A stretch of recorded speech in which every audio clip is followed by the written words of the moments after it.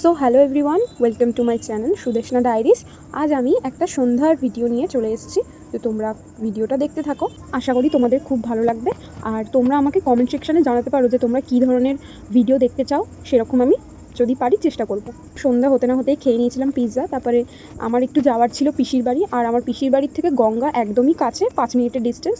তাই ওখান থেকে আমি লালটুদার টোটোতে করেই গেছিলাম। তো ওখান থেকে আমরা তাড়াতাড়ি বাড়িতে চলে আসি, কারণ খুবই রাত হয়ে গেছিলো। তো বাড়িতে এসে খাওয়া দাওয়া করে ঘুমিয়ে পড়েছিলাম। তাই আমি একেবারে পরের দিন সকালবেলা ভিডিওটা স্টার্ট করেছি, মানে ওই সকাল বলতে গেলে ভোরবেলা, ওই 5টা সাড়ে 5টা নাগাদ। এতটা বৃষ্টি পড়ছে, ওই বৃষ্টির আওয়াজে আমার ঘুম ভেঙে গেছে। তারপরে আমার একটুখানি শুয়ে থাকতে থাকতে ল্যাদ খেতে খেতে টাইম হয়ে গেল কলেজের। তো আমি উঠে কলেজের জন্য বেরিয়ে পড়লাম রেডি হয়ে খাওয়া দাওয়া করে। আসলে আমি বাইরে বেরিয়ে বুঝতে পারিনি যে এতটা পরিমাণে জল জমতে পারে কামারহাটি সোদপুর এলাকায়। তো তারপরে আমি বাসে করেই যেতে যেতে একটা ভিডিও ক্লিপস নিয়ে নিলাম, সেটাই তোমাদের সাথে শেয়ার করছি। মানে একটুখানি বৃষ্টির জন্য, একটুখানি কি কতক্ষণ সেটা আমি সঠিক বলতে পারবো না, কত ঘন্টা বৃষ্টি পড়েছে, বাট এই যে এতটা জল জমে গেছে এটা দেখে তো আমি অবাক। আমার তো ভীষণ ভালো লাগছিলো, মনে হচ্ছিল একটা ছোট্ট মিনি দীঘায় চলে এসেছি।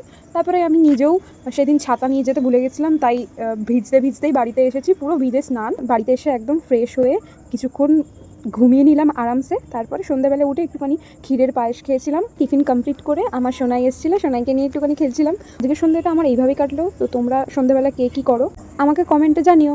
এতদিন তো মিনি ব্লগ দিয়েছি, এবার আমার একটু মনে হলো যে বড় ব্লগটাও দেবো এবার থেকে। তাহলে আজকে এখানেই স্টপ করছি ভিডিওটা। ততক্ষণের জন্য টাটা এবং take care everyone, and thanks for watching guys.